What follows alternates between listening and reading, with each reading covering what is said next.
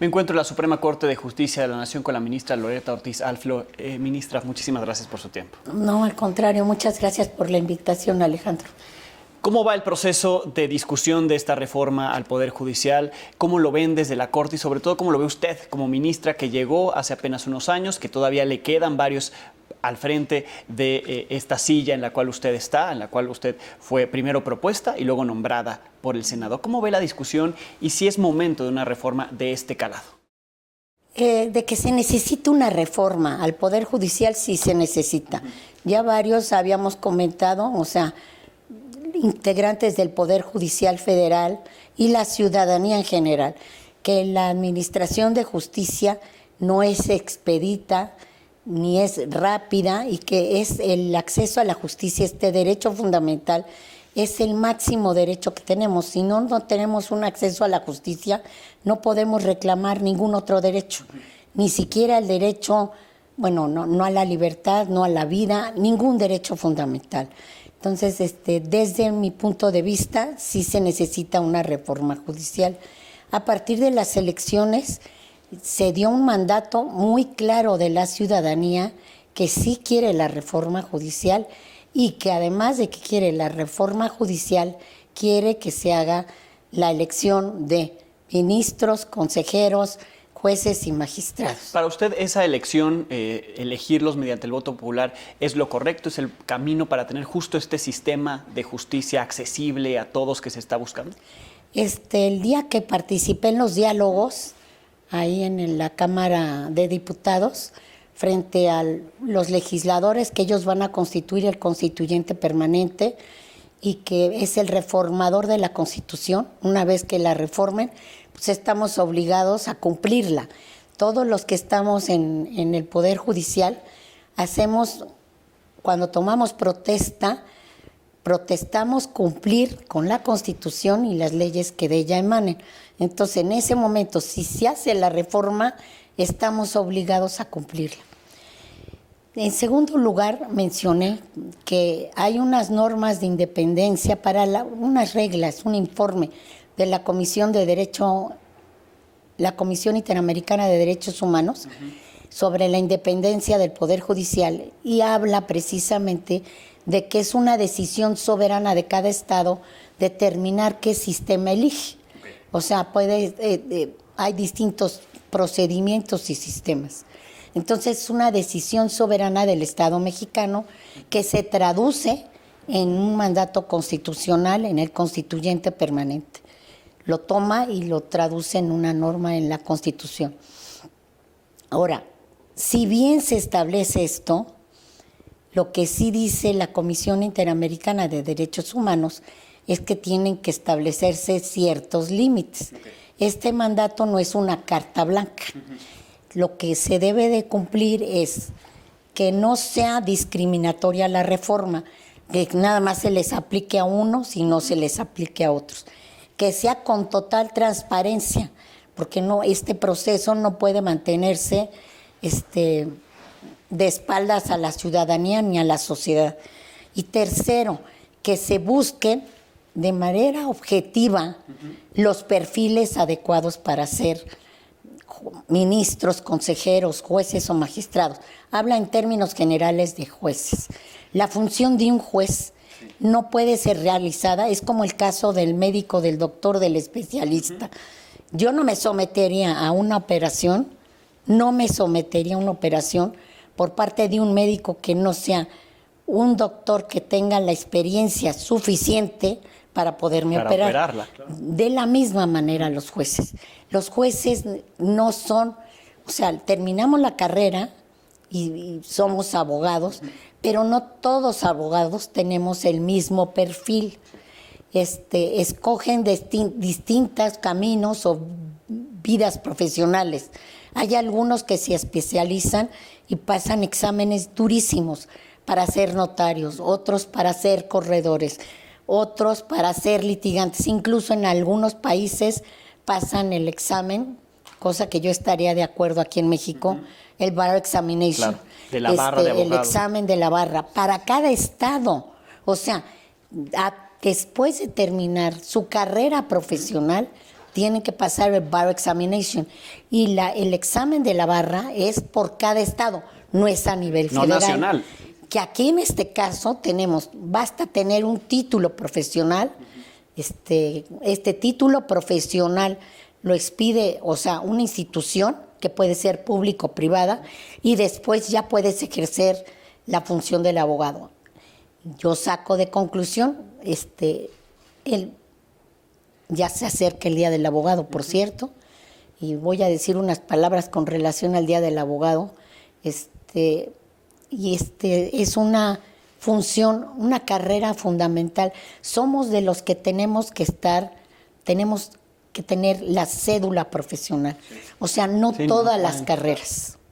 Por ejemplo, yo no sé, pero en el caso, creo que eres egresado de la Ibero, ¿no? Sí, de una institución en la cual di muchos años clase y de la que fui directora del Departamento de Derecho. Sí. A mí me tocó la reforma, siendo directora, de que quitaron la tesis profesional. Yo estaba más que espantada. Con las otras carreras ni me apuraba. ¿Por qué? Porque de un día para otro se les iba a decir a los despachos donde trabajaban mis alumnos, hoy exalumnos, que ya no necesitaban hacer tesis profesional, que ya eran abogados. Sí. ¿De forma inmediata? De forma inmediata. O sea, ese fue un trancazo. Sí, que es un proceso más, ¿no? Un paso más para tu profesionalización. Exacto. Entonces, ¿qué es lo que quiero decir con esto? Que desgraciadamente los requisitos para ser abogado en México no son los suficientes para garantizar que podemos tener, o sea, un perito en la materia para ser juez. O sea, por el simple hecho de ser abogado no te hace juez. El simple hecho de ser abogado. O sea, tienes un abogado consultor, tienes abogados litigantes, tienes notarios públicos, en fin, tienes penalistas, administrativo, de litigio mercantil, pero no es lo mismo, ni siquiera el que litiga, árbitros, ni siquiera ellos, para realizar una función judicial. Cuando ingresan, me recomiendan los amigos y luego otras personas y esa es la regla que he seguido constante. Hasta con mi esposo me dice, le recomiendo a tal persona. Le digo, ¿sabe hacer sentencias? Pues no. ¿Es secretario de estudio y cuenta? Pues no. Le digo, no me sirve. Claro, sí. No me sirve. Digamos que ahí es el punto clave. La reforma tiene que ser por lo que ocurrió en la votación. Esto ya se había propuesto, era parte del proyecto de gobierno de la próxima presidenta de México y del actual presidente como un legado, además de una iniciativa que él mandó desde el mes de febrero. La gente está a favor de eso. Pero los puntos clave podrían estar en el cómo, ¿no? Y Exacto. cómo vamos a seleccionar a los ministros o renovar la Corte, si se van a quedar, si no se van a quedar, cuál va a ser ese proceso, y de los magistrados y de los jueces, porque al final también esta justicia de la que hablamos, que tendría que ser mucho más inmediata para el ciudadano, llega en ese primer juez, el juez local, ¿no? El primero que los va a recibir o va a recibir un caso. Uh-huh. Aquí tengo varias propuestas, pero bueno, esto desde hace mucho, no de ahorita. Yo sí soy mediadora con licencia del Centro de Justicia Alternativa de la Ciudad de México. Sí. Conozco a la mediación y he propuesto en varias ocasiones, para mí sería ideal que antes de acudir al juez tuviéramos una mediación obligatoria. Esto haría muy cercana el acceso a la justicia y lo haría muy expedito. Uh-huh. Sin tener que llegar al juez. Sí, claro. Ya nada más los asuntos que no se resuelvan entre los que se sujetan a la mediación o acuden a la mediación y que pueden resolver sus problemas en 3 días. ¿Cuáles son estos? Los problemas matrimoniales, hasta en materia penal hay mediación, en materia civil, en materia mercantil, etcétera. Pero bueno, eso sería lo ideal, si pensaran en una reforma del 17 que estableciera, porque ya tenemos una ley, pero lo ideal para mí sería que tuviéramos una mediación obligatoria antes de acudir a los mecanismos ante un juez. Okay. Se llama la justicia privada, pero esta justicia privada ni le va a costar al Estado, no tiene que crear más tribunales y te garantiza que sea una justicia cercana, expedita, etc. Después, para lo que son los nombramientos de jueces y magistrados, para mí, esto no lo he confirmado con nadie, mi pensamiento es que la elección va a ser una especie de ratificación, es decir, que se van a hacer las propuestas, ¿no? Van a venir como viene en la iniciativa, propuesta de la Presidencia de la República, propuesta de la Cámara de Diputados, de la Cámara de Senadores y propuesta del Poder Judicial Federal. Entonces, esas propuestas se van a someter, ahora sí, a la Cámara de Senadores para que sean decididos quiénes van a votación. Bueno, le podemos llamar ratificación, votación, etcétera. Los perfiles que se escojan para las propuestas, ahí es donde está el quid de la ecuación. Sí necesitan cierta experiencia. Y un perfil no nada más de experiencia, que sean perfiles óptimos, altos, de personas capacitadas, que se tomen en cuenta sus méritos. O sea, no es lo mismo aquella persona que tuvo una carrera judicial, que tiene maestría, que tiene doctorado, que está muy preparada, no va a ser lo mismo que aquel que está empezando. O sea, estás empezando a prepararte. Por más buena persona que sea. No te niego que puedas tener los méritos más adelante, pero peor, lo que es una injusticia además, que no se toma en cuenta los méritos de aquellos que han tomado la judicatura como una vocación de vida. Y yo conozco a varios. Sí. Ese filtro sería clave para que cuando llegue el ciudadano a tachar alguno de esos perfiles, sepa que esos están capacitados y que ya fueron previamente evaluados por los distintos promoventes, es decir, las cámaras, el Poder Ejecutivo y el Poder Judicial. Exacto. ¿Por qué? Yo lo que tiene que haber esa propuesta seria. Cuando nosotros vamos a votar las pasadas elecciones, o sea, yo fui a votar, yo vi que a las personas les costaba trabajo saber por quién iban a votar para alcalde. Ahora imagínense un juez. Y la cantidad de opciones que van a tener. Y van a ser 1,700 federales y 6,000 locales. Nada más jueces y magistrados. O sea, conocer su currículum, saber cuál es su experiencia. Sí. Como ministro de la Corte que lleva 3 años, le quedan 12 en este periodo, ¿se sometería a un proceso así? ¿Usted sí lo ve posible, lo ve viable para mantenerse, para que personas con el perfil que usted tiene puedan seguir como juzgadores? Yo no me tardé mucho en decidirme en esta cuestión. O sea, yo sí me voy a someter al proceso y lo voy a decir, vengo de una universidad, bueno, trabajé, desgraciadamente no es mi licenciatura de ahí, pero sí la maestría de la Ibero. Entonces he tenido mucho contacto con los jesuitas. Y lo que les aprendí es una cuestión que señaló mi patrón, que es San Ignacio de Loyola, en todo amar y servir. Es un proyecto de vida. O sea, yo sí quiero ser, pero para seguir este proyecto de vida que estoy para servir a todos los demás. Entonces sí me someto a la elección. Si la ciudadanía decide que no juego, pues ya, acepto y me voy a otra área. Pero yo estoy dispuesta con mi vida a amar y servir a los demás. Bien, entonces, ¿sí lo haría? Sí lo hago. Veremos cuáles son las reglas, ¿no? Que pongan también. Pues sí. Pero bueno, en la iniciativa hay algunas de ellas. ¿Cómo están en la Corte los ministros, usted como ministra, como Poder Judicial, en esta discusión? ¿Han acudido a los diálogos? Me dice, participó en ellos. ¿Se sienten escuchados?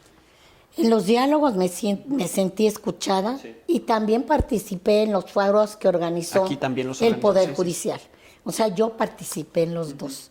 Porque digo, pues en todas las participaciones donde yo pueda manifestar mi opinión y que me conozcan, porque es el único medio que voy a tener para que me conozcan. Sí. No hay otro medio, que ese es otro elemento. la actividad del juez. Es en el escritorio. Yo me he quemado años, las pestañas, horas de trabajo. Sí. Pero no tengo tiempo para pues estar como hacen los que se deciden por la vida pues, por un cargo político, política, ¿no? Caminando todas las calles. Sí, no es un trabajo completamente distinto y eso lo tendrá que valorar el ciudadano. Es un trabajo en el que yo recibo a los que me piden cita. Por ejemplo, he visitado comunidades indígenas. Las he visitado, he estado en Guelatao, he estado con comunidades indígenas. Es una situación especial. He promovido a las mujeres de comunidades indígenas para que las capaciten y se sientan identificadas con que pueden realizar su trabajo. O sea, sí he tenido la cercanía con varios, sobre todo con los más vulnerables, díganse las comunidades indígenas y afrodescendientes. He hecho muchos viajes a Oaxaca para esos efectos, que tiene más de 6,000 comunidades indígenas. Pero el objetivo no es estar en campaña como un... Pero no estoy en campaña, sí, ¿no? Mi afán es comunicar. ¿Por qué? También. Sí. Porque las comunidades indígenas se rigen por sus usos y costumbres. O sea, no se rigen por nuestras leyes directamente. Y tenemos muchos casos en que presentan que no se lleva a cabo, pues el último proyecto que me lo voy a analizar y que yo creo que me lo van a batear, es el de consulta a las comunidades indígenas. Y yo digo que se debe respetar este derecho, pero no piensan así otros ministros. Y en esta lucha estoy confrontada. Pero además de eso, pues puede ver nada más de mis libritos. O sea, yo tengo aproximadamente, ¿qué serán? Pues la casa es una mínima parte, unos 10 libros, 10,000 libros, desde jovencita. O sea, a lo que me he dedicado es estudiar, tengo una pasión por el derecho, pero así hay otras personas también. Entonces, no he tenido el tiempo, quizás, para que me conozcan. Yo creo que ese es el caso, muchas personas. Y que será el caso de muchos otros juzgadores, ¿no? Actualmente. Sí. Pero habrá perfiles que sí tendríamos que retirar, que no estén haciendo una buena labor y que también esto podrá ser parte de la depuración. Esa es también la otra parte que quiero mencionar. Yo entiendo perfectamente que haya una insatisfacción, enojo, por parte de una buena parte de la sociedad con lo que es la justicia. O sea, tenemos casos que se tardan en dictar sentencias 10 años. 10 años. O sentencias, acabo de dar una clase en el diplomado de la Libre de Derecho a los del diplomado de daño patrimonial, no es daño patrimonial, daño por error judicial, en general de daño. Ya hablé del error judicial. No está contemplado en nuestro, y esta es una cosa que espero que se modifique. Es curioso, como que se le ha mantenido aparte y en colchones al Poder Judicial, entre cojines, ¿no? No podemos exigir el error judicial. Imagínate aquella persona que es condenada, y en Estados Unidos lo tienen, 10 años siendo inocente, es el caso Gallardo. 7 años siendo inocente. Y la Comisión Interamericana dijo que era libre. Si hubiera sido yo su abogada, todavía no estaba en estos lares, yo hubiera reclamado la indemnización por error judicial. Claro, de todos esos años que lo tuvieron en la cárcel. En el artículo 10 de la Convención Americana de Derechos Humanos. Pero ¿cuántos abogados conocen esto? Chiquitos. Porque no conocen la Convención Americana. Yo ya les he dicho a mis alumnos, anímense a reclamar a través del 10. Pero ¿qué es lo que hace falta? Pues regularlo en la Constitución, que no lo tenemos, y también tener leyes que establezcan la indemnización, forma del procedimiento, etcétera.